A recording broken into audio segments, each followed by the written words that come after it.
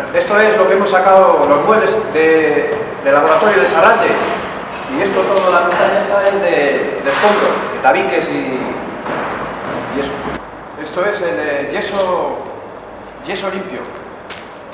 Tubos de plástico, poliuretano y escayola sucia también, con tablas y esto. Luego también el escombro limpio, aquello es todo limpio, ladrillo limpio y todo.